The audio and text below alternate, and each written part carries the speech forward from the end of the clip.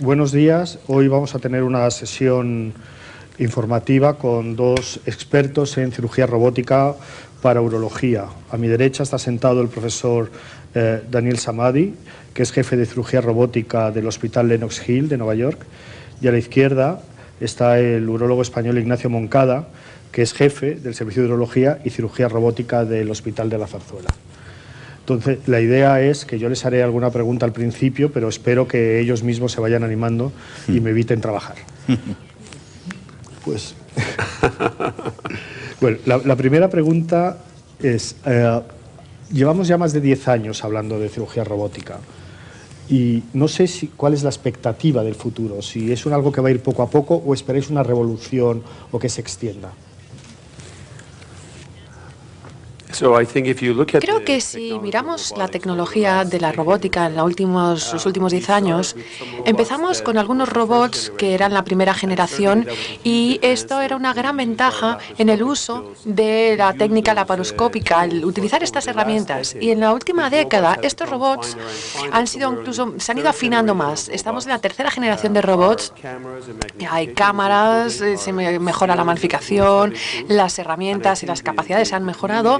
Y la comunidad de urología y muchos de los campos, ginecología y cirujanos en general, se han unido para usar esta tecnología para poder mejorar la calidad de vida con menos pérdida de sangre, mejor recuperación, etcétera, etcétera. Todo esto ha mejorado. Yo creo que el futuro del cáncer de próstata no va a ser solo la cirugía, sino también se va a basar en muchos estudios genéticos que se van a hacer para intentar decidir qué paciente va a pasar por cirugía o no. El mismo tipo de cáncer, dos pacientes. Uno va a ir a pruebas genéticas para asegurarse que tenemos una enfermedad que va evolucionando de distinta manera y otro paciente a lo mejor tiene que ir a la semana que viene a operarse. Mejores cirujanos que van a poder decidir mejor quién tiene riesgo y no. Y esto va a ser un cambio enorme para el futuro. Vamos a tener esos alcances en España. ¿En España cómo estamos en relación con lo que pasa en el mundo? Bueno, en España no estamos mal tampoco. Hay 23 sistemas instalados, 23 o 25 sistemas instalados y bueno, pues vamos adquiriendo cierta experiencia. También los cirujanos, los urólogos, bueno, y los cirujanos en general robóticos que hacen cirugía robótica en España, porque muchos de ellos son, como se ha dicho, ginecólogos, también hay otorrinolaringólogos y hay otras especialidades que también bueno, pues participan del uso de esta herramienta que es fantástica. Yo creo que el uso del Da Vinci ha abierto puertas que estaban cerradas anteriormente. Es un instrumento que nos permite hacer cirugía en cierto modo a distancia del paciente. Ahora operamos pues a 4 o 6 metros del paciente, pero podemos hacerlo a 4 o 6.000 kilómetros, ¿no? Y seguramente eso supondrá un enorme cambio en el futuro. En España, si nos referimos a eso, pues tenemos que avanzar todavía. Si en Estados Unidos hay aproximadamente un robot por cada 150.000 habitantes, en España es por cada 2 millones de habitantes, ¿no? Y en ese sentido, pues todavía nos falta recorrido. Sin duda alguna ese camino lo andaremos, un poco más tarde o un poco más temprano. Cuando empezó la cirugía robótica, muchos de vuestros colegas decían que, bueno, que en el fondo era más de lo mismo y que para qué meterse en una inversión tan cara, que se no iba a compensar. Hubo muchos recelos al principio, como pasa con todas las nuevas tecnologías, por otra parte. ¿Eso se ha vencido ya? ¿Ya los tenéis a todos convencidos o sigue habiendo resistentes que prefieren el bisturí a mano? Bueno, te diría que la respuesta corta es que probablemente el debate entre robótica y cirugía abierta casi ya se ha acabado. Hay muy poca gente que sigue debatiendo sobre los beneficios de la cirugía robótica, pero la herramienta es lo buena que sea, como bueno será la persona que está detrás de la máquina. Siempre le digo a los pacientes que siempre tienes que buscar un cirujano experto. El robot será lo bueno que sea el cirujano. Habiendo dicho esto, también te diría que si tenemos un cirujano muy experimentado que hace cirugía abierta y que te va a dar el resultado, función sexual, control urinario, control del cáncer, y tienes a un cirujano robótico que no tiene experiencia y va a tener complicaciones, opciones, yo elegiría la cirugía abierta en este caso, con lo cual es muy importante para los pacientes el saberlo. Si tienes un cirujano muy experimentado que hace abierta, que tiene también utiliza el feedback del tacto y no puede ver bien porque hay mucha sangre en el campo, en vez de un cirujano robótico experimentado, van a utilizar entrar en áreas que son difíciles y en zonas que son difíciles de entrar manualmente, y por eso elegiría la robótica. ¿Por qué hacer transfusiones o grandes incisiones y dolor y no poder ver el detalle de la cirugía que tenemos con la robótica? Como cirujanos, como sabéis, no nos gusta el cambio, ¿no? Es la naturaleza que estar en contra del cambio, ¿no? Es una transición difícil, pero yo creo que las generaciones más mayores de urólogos, como que se están jubilando, dicen, bueno, ¿esto va a ser parte de nuestra práctica? No. Pero la cosa es elegir sabiamente al cirujano experimentado más la técnica con un buen resultado. A lo mejor un cirujano menos experimentado con una tecnología más avanzada a lo mejor no es lo mejor. De los sistemas Da Vinci pues siempre supone un cambio y hay una resistencia natural al cambio. Todo el mundo le parece que cambiar, que hacer algo nuevo, que qué necesidad hay, que estábamos haciéndolo bien. Yo creo que esa resistencia al cambio es natural y es comprensible, sobre todo en cirujanos como el doctor Samadi dice, pues expertos, cirujanos que bueno, tenían buenos resultados y, en fin, aprender una técnica nueva, con un sistema nuevo, un sistema que puede ser caro, pues sin duda alguna, en fin, hace que uno no quiera cambiar demasiado. Sin embargo, pues la evidencia que hay hoy en día es que la cirugía robótica tiene mejores resultados que la cirugía abierta. ¿Tiene mejores resultados en las cuestiones secundarias, digamos, que no es que no sean importantes? Me refiero, cuando hablamos de cáncer hablamos de supervivencia, que es el goal, es la meta, el objetivo principal, y luego están los efectos secundarios, pues de una herida más complicada, mayor tiempo de recuperación. El efecto, claramente en estos segundos efectos secundarios, en los, digamos, menores, hay una mejoría, porque la incisión es menor, hay menos riesgo de infección. ¿En la supervivencia al cáncer también se nota? Creo que cuando empiezas a hacer cirugía robótica, en los primeros años vas a ver cómo que los movimientos no son fluidos, porque pasas de la cirugía abierta a la robótica. Es una cirugía que es totalmente distinta, de una anatomía distinta, y los movimientos son como están más trabados, y el detalle de la operación todavía no llegas a tenerlo, pero hay una curva de aprendizaje en esta cirugía. Necesitas tiempo y cientos de casos para ser bueno, pero creo que llegas a una zona de confort y hay que definir si son 500 casos, 1000 casos, o sean los que sean. Pero parece que cuanto más haces, mejor te conviertes, ¿no? Y es como los jugadores de fútbol, cómo ven su juego, ¿no?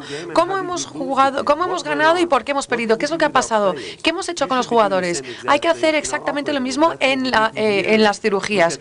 Ver cada operación que has hecho, por qué este hombre de 50 años es potente y sexualmente activo después de un mes de la cirugía, y alguien que ha pasado por la cirugía lleva un año sin poder ser activo sexualmente, pues a lo mejor una sutura que no tenías que haber hecho, y esto es lo que te permite hacer la cirugía robótica, ver la operación y modificarla constantemente. Y antes hemos hablado de algunas técnicas que hemos desarrollado, por ejemplo, la técnica SMART que hemos desarrollado, que empecé hace unos 6-7 años, nos dice que en cualquier cirugía siempre venimos de fuera hacia adentro. Movemos los nervios hacia los lados y luego se saca la próstata. Y al mover los nervios ya estás haciendo el sparing de nervios que se había definido hace tiempo, pero causas trauma sin saberlo. Porque al principio se hacían muchas suturas, a lo mejor puedes causar traumas. ¿Y cómo lo sabemos? Porque he visto mis vídeos y yo me he dado cuenta, aprendes de ver, vas cambiando constantemente. Con esta nueva técnica que utilizo, básicamente voy desde dentro hacia afuera.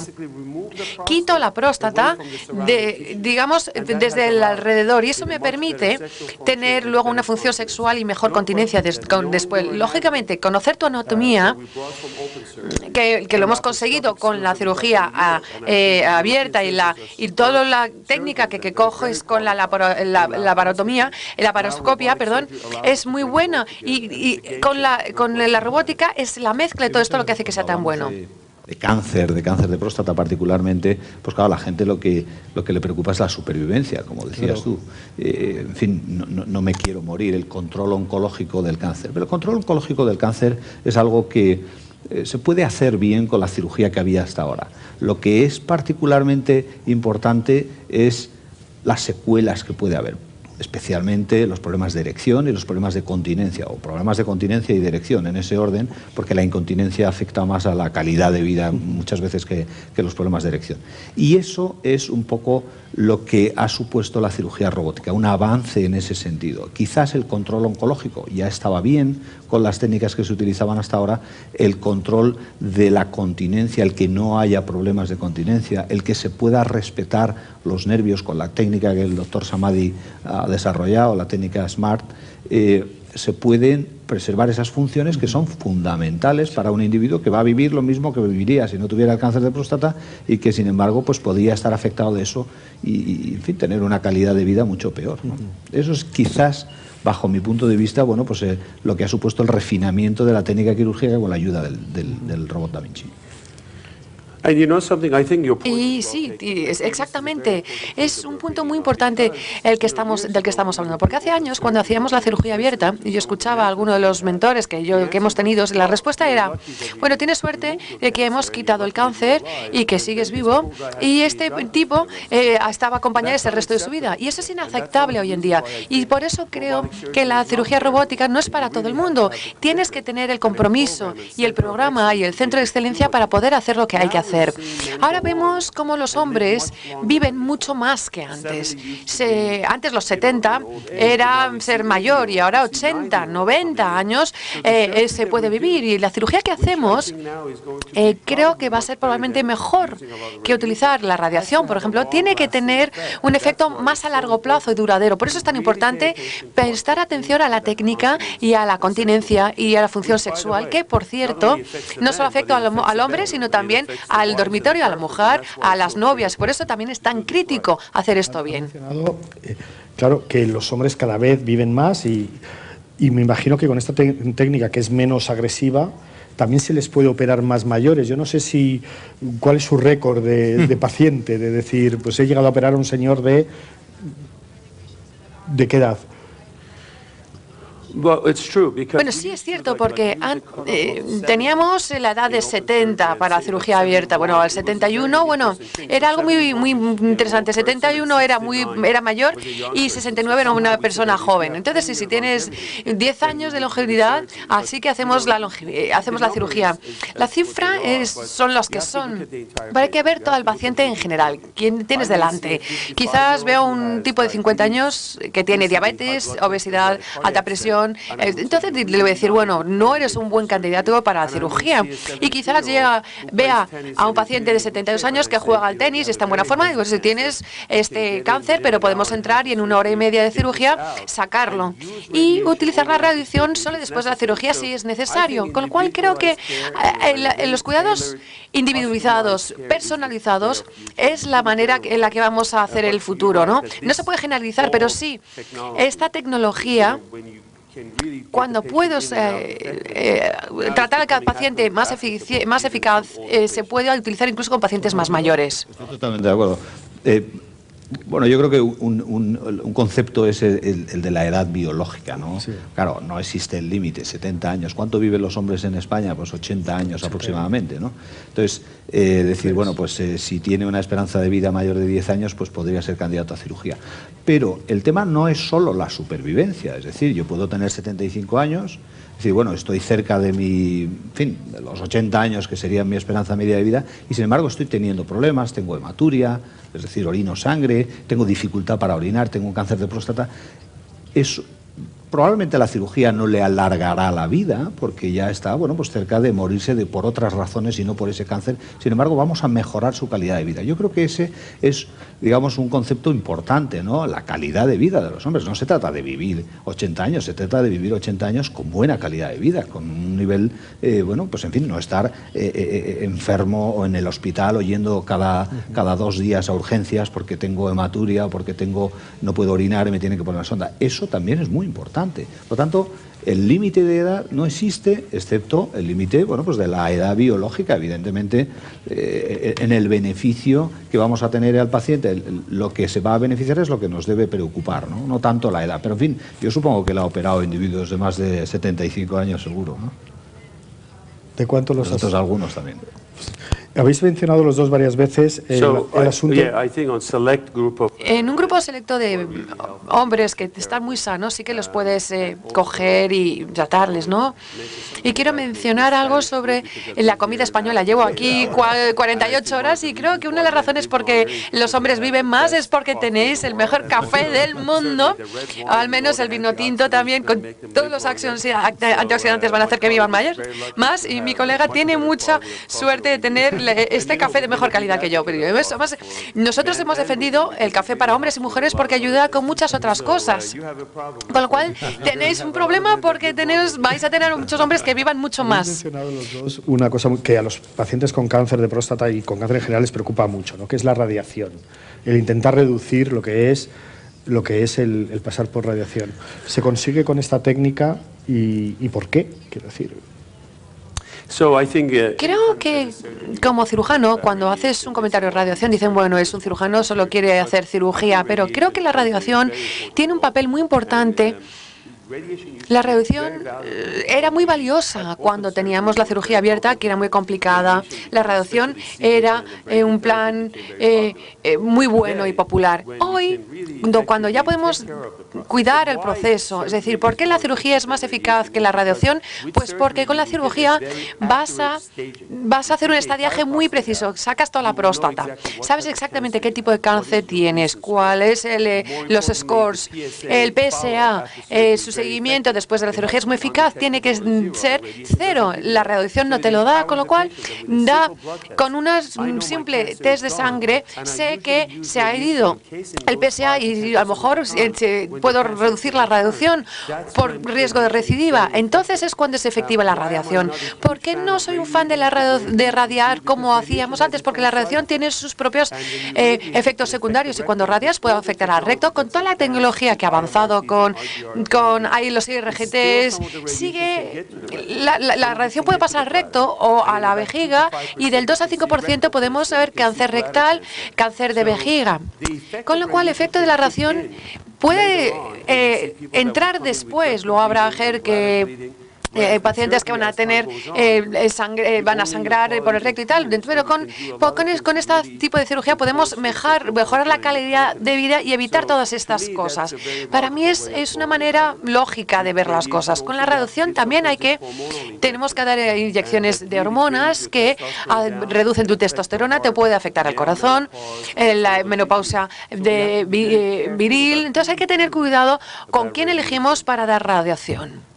Yo estoy totalmente de acuerdo, tengo el mismo punto de vista. Yo creo que la radioterapia, que se parece menos agresiva o menos invasiva que la cirugía, pues no lo es tanto. La radioterapia tiene sus efectos secundarios, es una buena ayuda cuando hacemos una cirugía y hay un tumor que recurre, pero como primera entrada controla peor el tumor. Como, digamos, primera idea es un tratamiento menos eficaz o con una tasa de recurrencia de tumores más grande, ¿no? Por lo tanto, debemos usarlo en aquellos individuos en los que la cirugía sería pues muy agresiva o que no van a soportar problemas cardíacos o por problemas de otro tipo una intervención. Pero es que además, hoy en día, con la cirugía robótica, los pacientes tienen una agresión mínima. O sea que el hecho de estar sometido a 30 sesiones de radioterapia frente a un ingreso de 2 o 3 días en un hospital, 2 o 3 días en nuestro centro, probablemente el doctor Samadi tiene a los pacientes menos tiempo en el hospital, ¿no?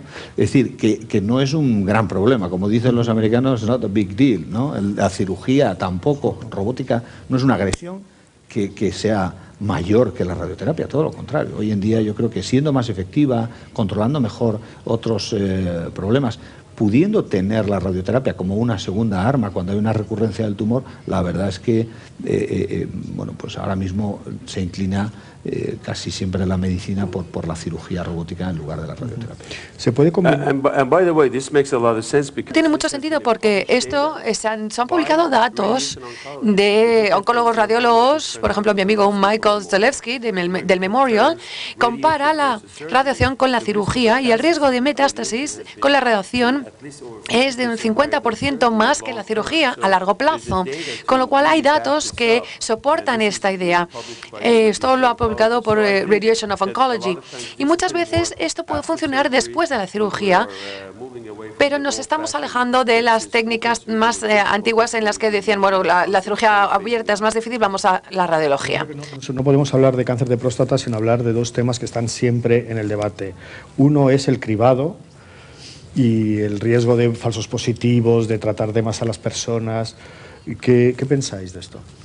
Bueno, hay una polémica, es un tema controvertido. El cribado, el screening con el PSA, básicamente, porque es lo que, digamos, es más sencillo para hacer.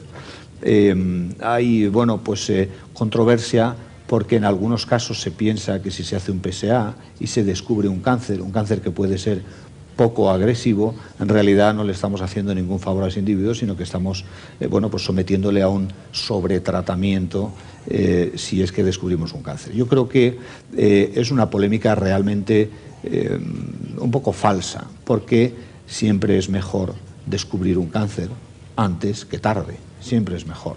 Y siempre es mejor etiquetarlo y pensar, bueno, es un cáncer que merece la pena operar o tratar, o es un cáncer en un individuo mayor que es poco agresivo y que merece la pena, bueno, pues no tratar, observar o estar, en fin, pendiente de él. Yo creo que no es el PSA o el screening de cáncer de próstata el problema, sino es la identificación de tumores agresivos frente a tumores indolentes que no serían agresivos.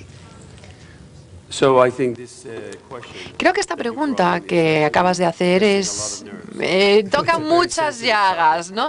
Es muy sensible. El cribado de PSA en la última década es un objetivo que cambia, ¿no? Cada vez que vas a las reuniones anuales cambian las guías y se han creado mucha confusión para los hombres. Los hombres no saben si se hace el análisis de sangre a los 40, 45, 50, 55 o 69 es cuando hay que hacer eficazmente el PSA. Yo creo que si veremos todos los datos que tenemos, si vemos los cánceres de próstata en los jóvenes del 10 al 15%, vemos que los cánceres de jóvenes son muy agresivos y darle la espalda a esa población es un error enorme.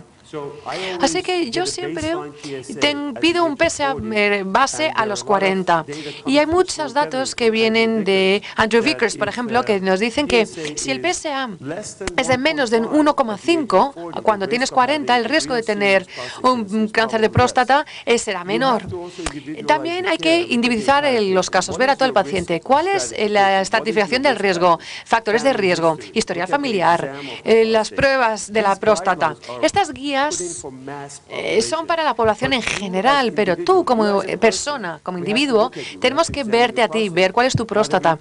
Tu caso, a lo mejor una próstata grande puede dar un PSA más alta, puede dar más información.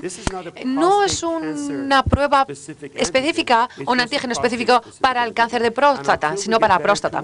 Cuando encontremos mejores marcadores de tumores, no sé si sea el 4Case4 o el Prostate Health Index o el PCA3 de la prueba de orina, darle la espalda al PSA es un error y este debate tiene que seguirse dando. Y hasta entonces, hasta que tengamos a nuevos marcadores, yo seguiría haciendo este cribaje en los jóvenes. E incluso también el papel de las mujeres es importante para que los hombres vayan a hacerse pruebas. Esto también lo hemos estado hablando otras veces.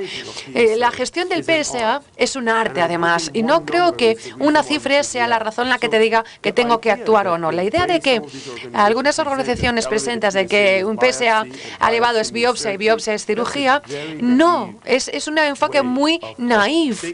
de un pensamiento muy naif. No es como los urólogos tendrían que pensar, y seguro que no lo hacen así. Y tenemos que seguir con este debate. Pero tienes que conocer cuáles son tus riesgos, tu PSA, y tener una segunda y tercera opinión para detectar el cáncer pronto. Por eso lo llamamos este asesino silencioso. ¿Cómo sabes? Si no haces pruebas, ¿cómo vas a saber que tienes cáncer? Hacer las pruebas nos puede ayudar a tener más longevidad. Uno de los problemas que tiene el cáncer de próstata, aparte de que sea silencioso, es que todavía nos faltan marcadores que nos permita estratificar y definir, ¿no?, cómo funciona. Y esto choca mucho con algo que estamos oyendo hablar ahora todo el tiempo, que es los tratamientos personalizados en oncología, ¿no? Yo no sé si el cáncer de próstata en este sentido va un poco retrasado con respecto a otros, como el de mama o el de colon, o incluso empieza a haber mutaciones muy claras en el de pulmón, o ¿cómo estáis ahí? Bueno, no va tan retrasado. Realmente sí que hay datos de estudios genéticos que nos hablan de, pues de alteraciones que pueden encontrarse en cánceres de próstata que no se encontrarían en otros individuos. Sí que hay otros métodos, como él ha mencionado, el 4K score o el 4K, que es pues una ayuda para identificar tumores de alto riesgo en frente a tumores de bajo riesgo que no requerirían un tratamiento agresivo como la cirugía. En definitiva, sí que pues también utilizamos ahora las técnicas de resonancia magnética para identificar tumores más agresivos, las técnicas de biopsia con fusión para pues alcanzar esas zonas sospechosas, y pronto pues se expandirá más el tratamiento focal del cáncer de próstata.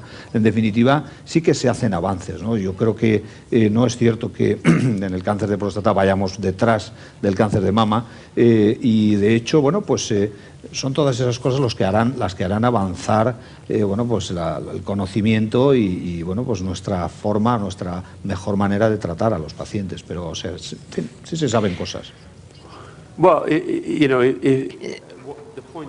Sí, efectivamente, y además si comparamos el cáncer de próstata con el de mama, las estadísticas son idénticas, es impresionante. No sé si lo sabéis, pero es la misma incidencia la del cáncer de próstata y de pecho, la misma cantidad de fallecimientos, de hallazgos.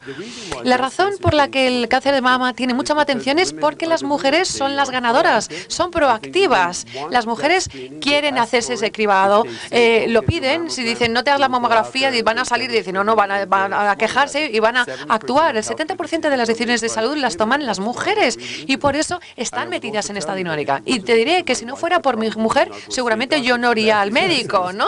O sea que son muy buenas en eso las mujeres. Y los hombres, yo creo que si el problema no está, ¿por qué resolverlo? Si no lo veo, no somos tan proactivos y por eso creo que hay una imagen de que el cáncer de próstata va por detrás, pero no es así. Ahora tenemos, como mi amigo ha mencionado, las biopsias guiadas por resonancia magnética, con lo cual podemos saber dónde está la lesión.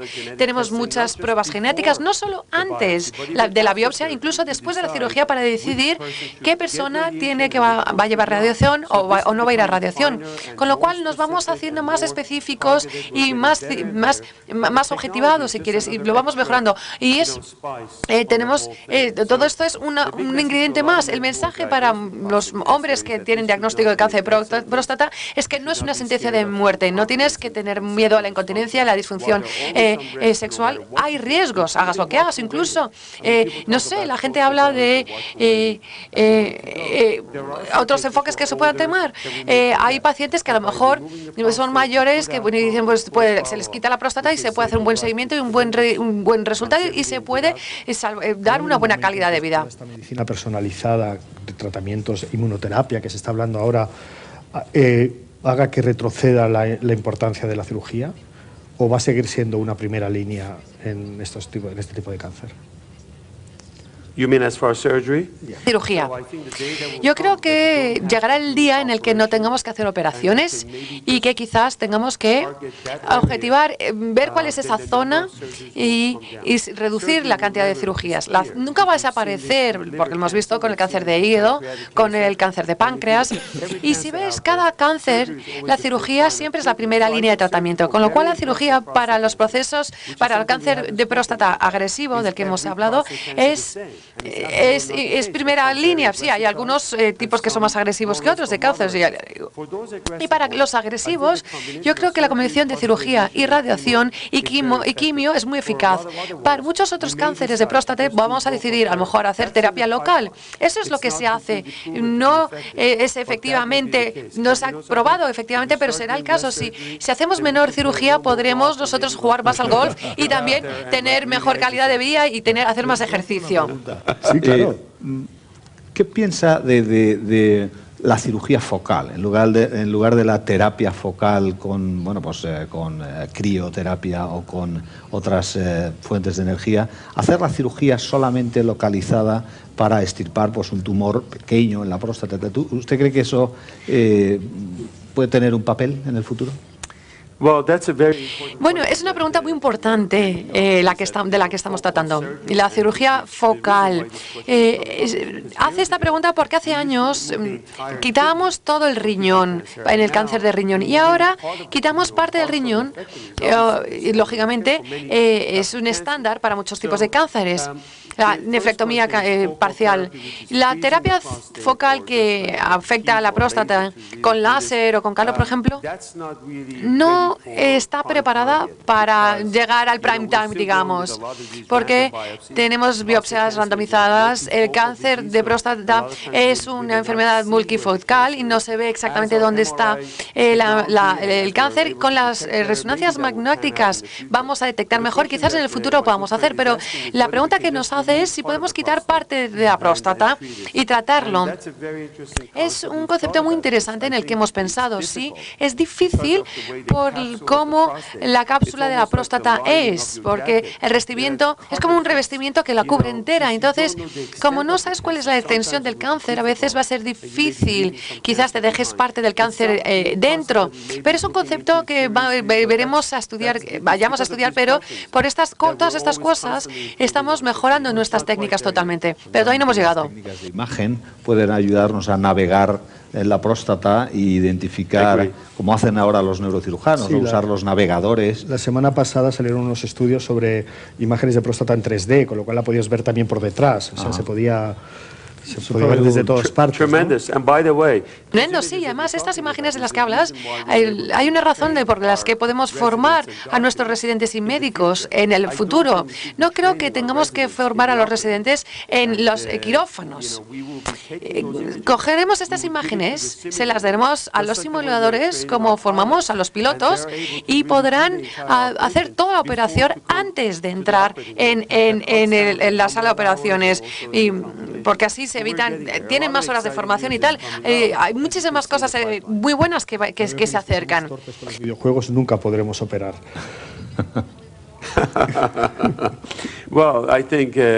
Creo que la gente me sigue preguntando, ¿juegas videojuegos? Digo, bueno, la coordinación de las manos es muy importante y cuanto más haces, mejor te vuelves, ¿no? Y mejor funciona.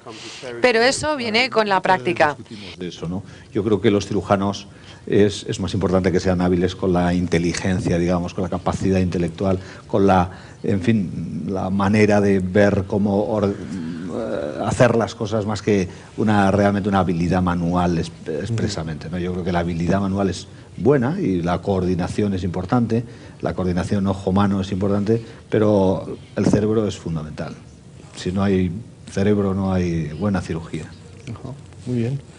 Yo no sé cómo vamos de hora, pero yo creo que no sé si hay algo más que os apetezca discutir o tratar o que queráis decir. Quería hacer un comentario.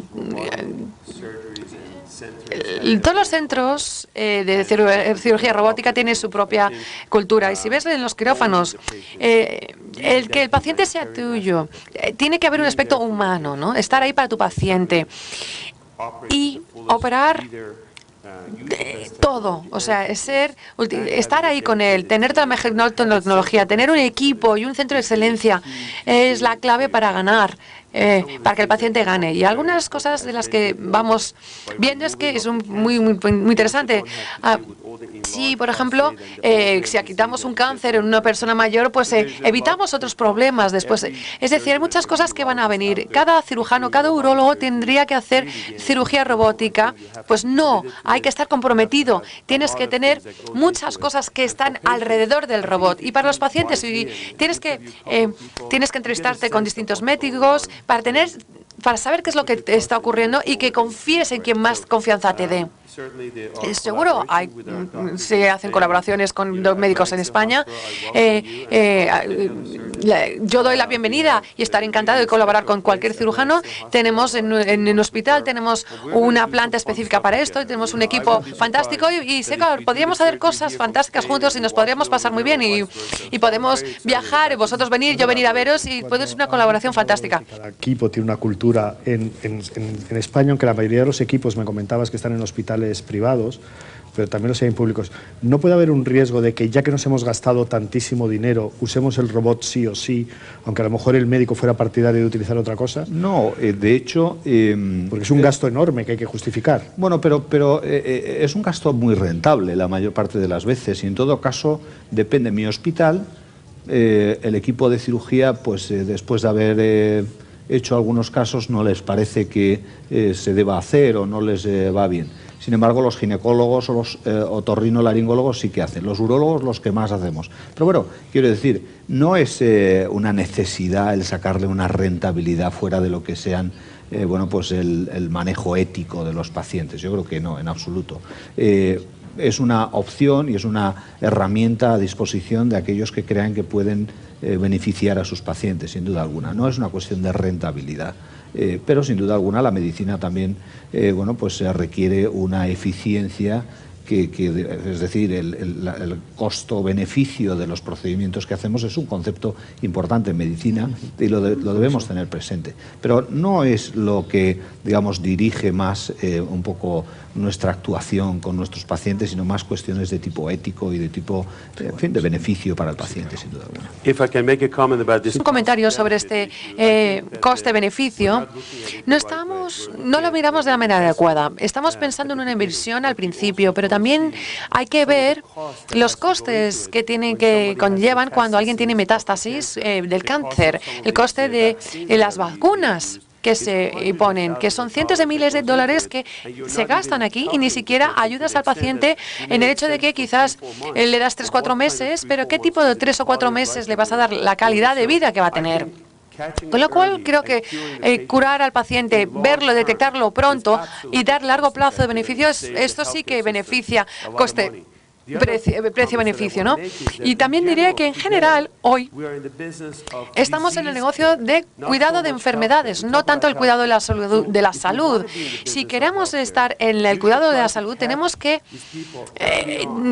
coger a esta gente antes, cuando tienen 4, 5, 6 años, cuando les hables de la diabetes, de la obesidad, porque todos estos cánceres que vemos, algunos son genéticos y por historial familiar, pero nuestra dieta y nuestro estilo de vida está involucrado. Si queremos eliminar el cáncer, en los pacientes de 50 o 60 no es cuando tienes que empezar a trabajar con ellos. Tienes que invertir tiempo en la prevención y averiguar cómo hacerlo. Así es como vamos a equilibrar esta salud y vamos a tener una población más sana. Por ahora yo seguiría con el cribado, tomaría café y mi vino tinto español. Eso me va a ayudar muchísimo. Pues muchas gracias a los dos. A mí me gustaría simplemente agradecer un poco la invitación a estar aquí. Es un honor, de verdad, sincero, compartir pues este par de días que he estado con el profesor Samadi, que es un gran profesional y alguien del que pues tenemos que aprender. Es una persona admirable. Sí. A mí estar aquí, también ser parte de su comunidad, de la comunidad española del país, y la colaboración que vamos a tener en el futuro será fantástica. No solo es un honor, sino también es un privilegio. Siempre aprendemos los unos de los otros. Se trata de esto. Nuestros pacientes se benefician de este tipo de debates y vamos a tener mucho éxito gracias a estas colaboraciones. Y muchas gracias por esta entrevista. Ha sido un placer.